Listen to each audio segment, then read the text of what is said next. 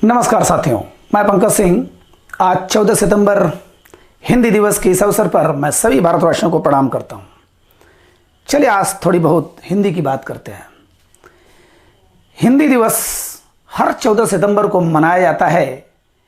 वो हिंदी जो हमारी शान है, मान है, अभिमान है, पहचान है और जिसके लिए हमने वर्षों संघर्ष किया एक राजभाषा बनाने के लिए। हमको सबको पता है कि हिंदी हमारी राजभाषा है। संविधान लागू होने के बाद ये हमारी राजभाषा लागू हो गई, लेकिन इसके पीछे छोटा सा इतिहास है, जरा देखते हैं उसको। तो 1953 से यह हर वर्ष मनाया जाता है 14 सितंबर को। भारतीय संविधान सभा, जिन लोगों ने मिलकर के भारत के संविधान को बनाया, जैसे गठित हुआ था 389, बाद में 284 रहे। मतलब कहने का कि सैकड़ों लोगों ने मिलकर के जो संविधान का प्रारूप बनाया, संविधान तैयार किया, डॉक्टर भीमराव अंबेडकर के साथ और जो सैकड़ों लोगों ने योगदान दिया, उसमें उन लोगों ने भी सोचा कि नहीं, हिंदी को सम्मान दिया जाना चाहिए। तो 14 सितंबर 1949 को यह भारतीय संविधान सभा में घुसेड़ दिया गया। माने यह हमारी राजभाषा रहेगी और लिपि हमारी देवनागरी। देवनागरी माने जैसा लिख रहे हैं, जो स्टाइल लिख रहे हैं वह रहेगा। ठीक है। संविधान जब लागू हुआ 26 जनवरी 1950, उसके बाद तो राजभाषा हमारी हो ही गई हिंदी। लेकिन यह कब मनाया जा रहा है? 1953 से 14 सितंबर। क्यों ऐसा 14 सितंबर? क्योंकि 14 सितंबर ये जो डेट 1949 था, यह एक महान साहित्यकार, मूर्धन्य साहित्यकार हमारे भारत के, जिनको शायद बहुत कम लोग जानते होंगे हमारे, खास करके इस माहौल में, छात्र जीवन में, मिस्टर राजेंद्र सिन्हा, राजेंद्र यादव जी है एक बहुत बड़े साहित्यकार जो गुजर चुके हैं। उनको तो लगभग सभी जानते होंगे, जो हंस के संपादक थे।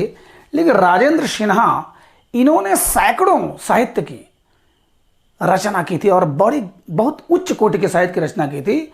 जिस प्रकार से हिंदी को राजभाषा बनाने में मिस्टर हजारी प्रसाद द्विवेदी, सेठ गोविंद दास, हमारे काका कालेलकर, मैथिली शरण गुप्त, इन लोगों ने बहुत बड़ा योगदान दिया।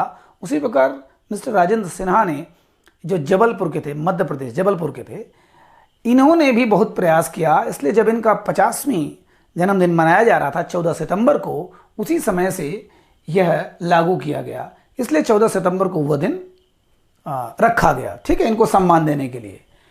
तो यह 1953 से मनाया जा रहा है। हर साल हमारे हिंदी भाषा को सम्मान पाने के लिए, पहचान पाने के लिए एक विशेष दिन की जरूरत पड़ती है। चलिए इसी बहाने एक औपचारिकता के माध्यम से हिंदी को सम्मान तो देते हैं एक साल में। जबकि सत्य देखा जाए तो आप साहित्य की साधना करते हो, चाहे किसी भी भाषा की, लेकिन जब हिंदी में आप घुसते हैं तो आपको क्या आनंद की प्राप्ति होती है, वो हिंदी वाले ही जानते हैं। हिंदी को सम्मान देने वाला, हिंदी को प्यार करने वाला जानता है। फिलहाल चलिए हम लोग अपने पॉइंट पर चलते हैं, बातें बहुत बड़ी हो जाती हैं। तो ये 1953 से मनाया जा रहा है, हर साल मनाया जा रहा है, 14 सितंबर को मनाया जा रहा है। सब लोग आषाढ़ भाषण दे के अपना इतिश्री कर लेते हैं, लेकिन आपसे अनुग्रह है कि अगर थोड़ी बहुत हिंदी की कद्र है तो आज कुछ तो हिंदी साहित्य के लिए दीजिए। आज का दिन, कम से कम एक दिन तो दीजिए। चलिए फिलहाल आज हमारा मेन टॉपिक था पुरस्कार।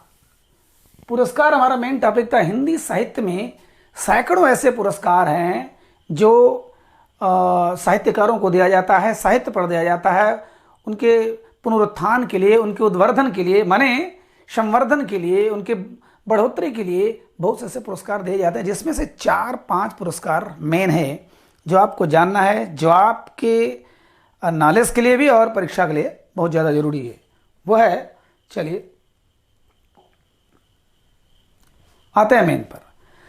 तो ये 4-5 पुरस्कार सबको पता होगा, लेकिन थोड़ा बहुत जो अंतर होता है वो शायद सबको पता ना हो।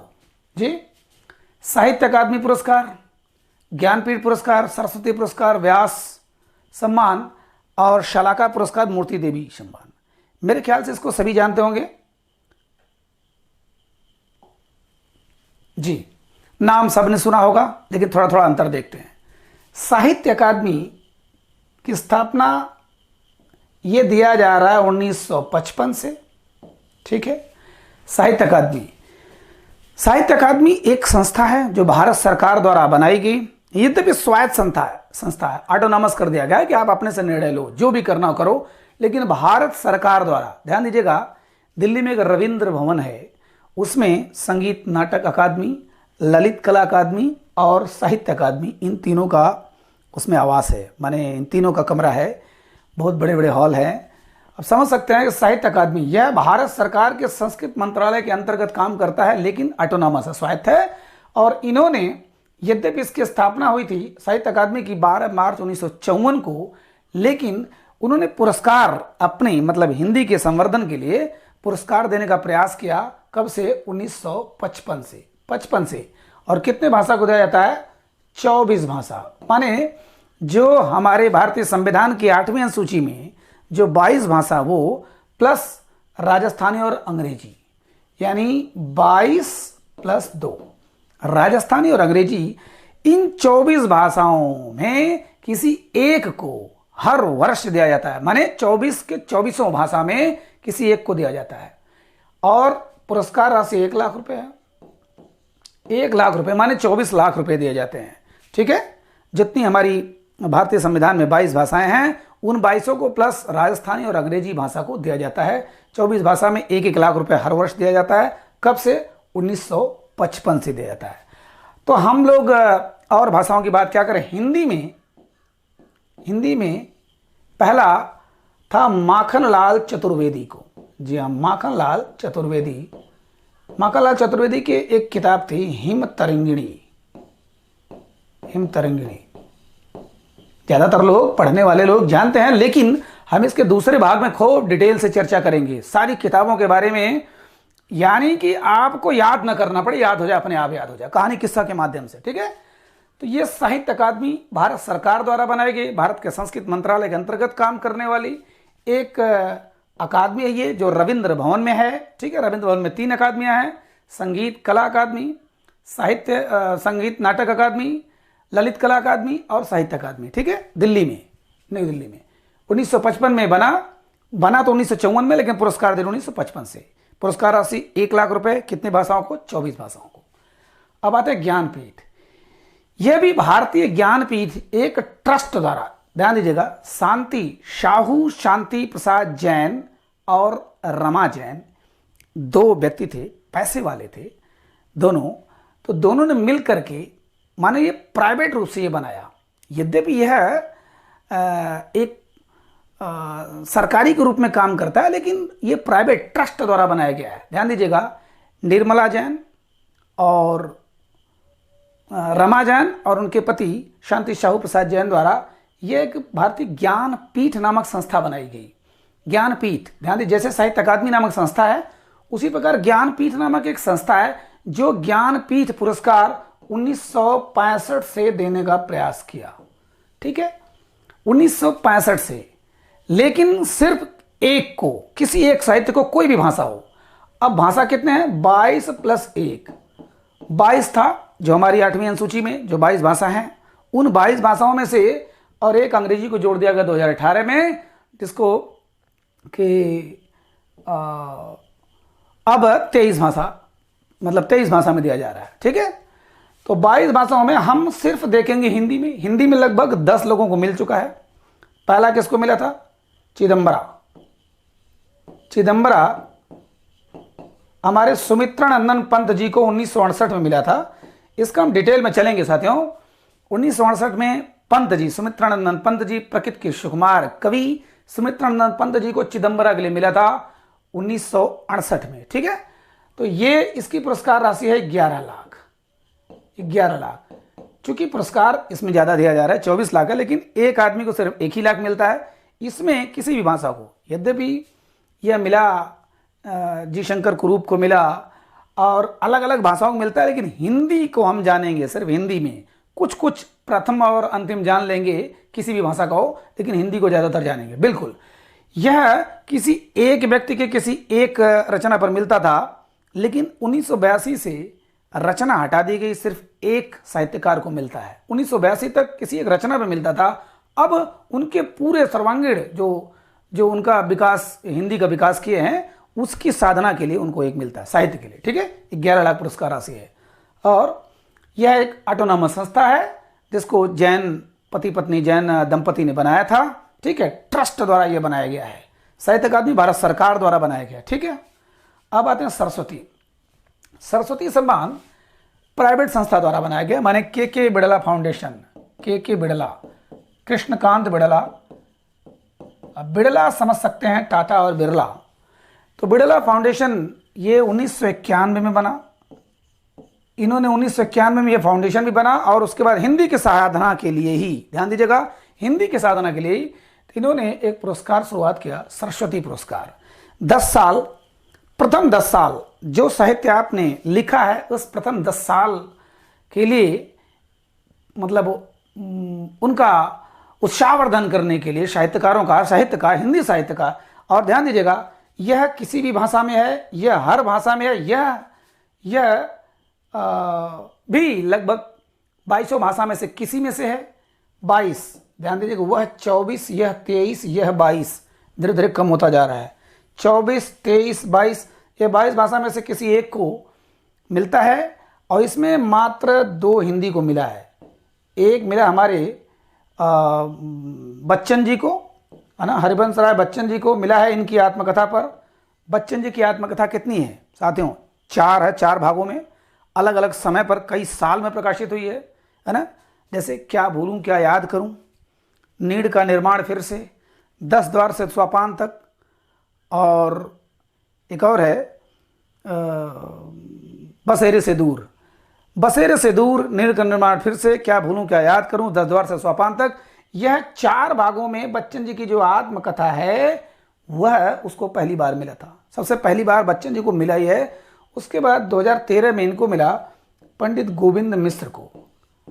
पंडित गोविंद मिश्र, इनकी एक किताब थी धूल पौधों पर।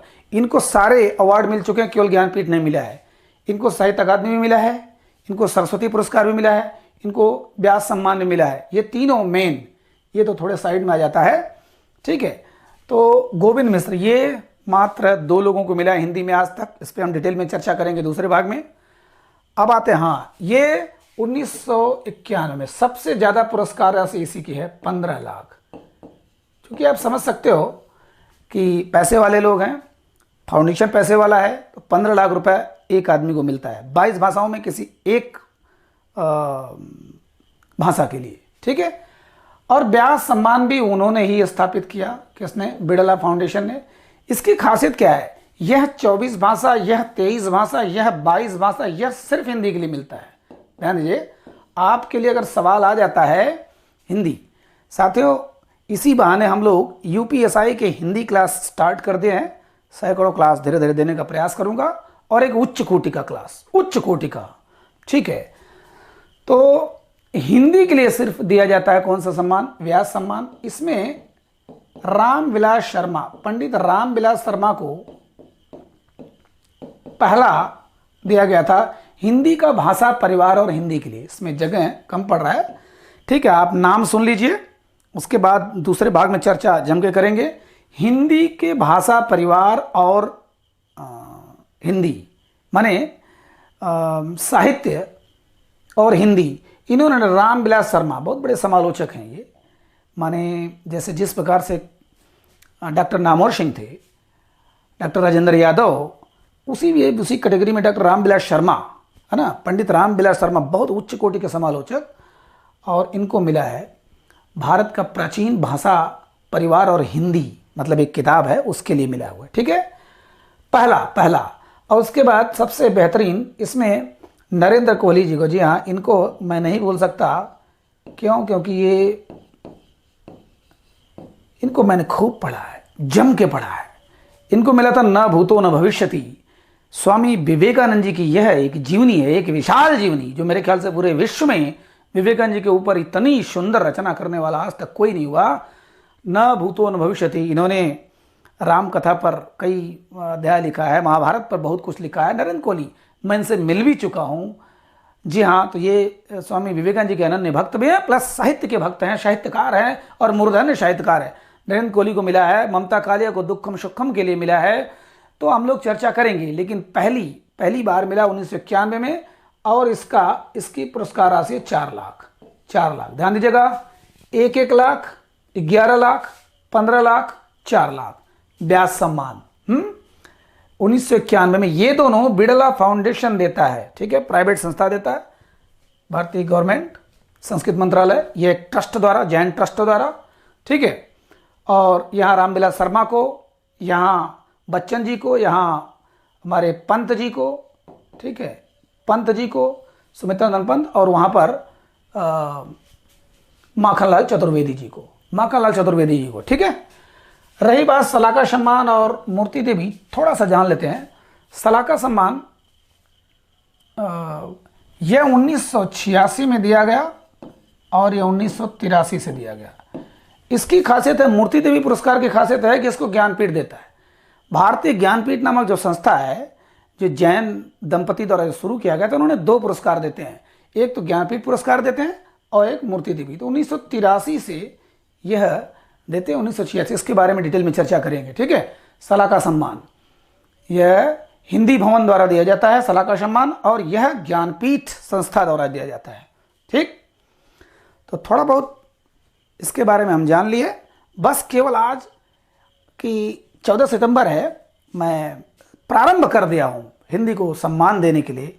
हिंदी की साधना तो मुझे बहुत प्रिय है, भले ही मेरा सब्जेक्ट कुछ भी रहा हो टीचिंग का, लेकिन हिंदी से जितना प्यार है, जब हम मुंशी प्रेमचंद की कहानियों को पढ़ते हैं तो जो जज्बात उभरते हैं उसको व्यक्त नहीं कर सकते। जब आप जयशंकर प्रसाद की उन रचनाओं को, समुद्रगुप्त, चंद्रगुप्त, अजातशत्रु, दुर्योधन जब पढ़ते हैं, और जो साहित्यिक और ऐतिहासिक क्रोध उन्माद जो पैदा होता है, वह कहीं और नहीं है। ठीक है, आप शेक्सपियर को और विलियम वर्ड्सवर्थ को सबको पढ़ते रहिए, लेकिन जो हिंदी में मज़ा है, जब आप महादेवी वर्मा को पढ़ते हैं या किसी भी साहित्यकार को जब पढ़ते हैं, तो जो मज़ा आता है उसकी कल्पना आज की इस मोबाइल दुनिया और कंप्यूटर दुनिया नहीं कर सकती। फिलहाल यह 4-5 या 6 पुरस्कार जो हैं, इसके बारे में खूब डिटेल से चर्चा होगी, खूब। इसी बहाने किसी भी परीक्षा में 4, 5, 6 क्वेश्चन जो साहित्य से आता है वो एकदम कवर हो जाएगा, बिना याद किए सब तैयार हो जाएगा, ठीक है। बस साथियों, जैसा लगे बताइएगा जरूर कमेंट करके कैसा लगा। और यह स्पेशली मेरा यूपीएसआई और अन्य परीक्षाओं के लिए तो है ही, लेकिन यूपीएसआई के लिए स्पेशली यह क्लास प्रारंभ किया गया, ठीक है। नमस्कार।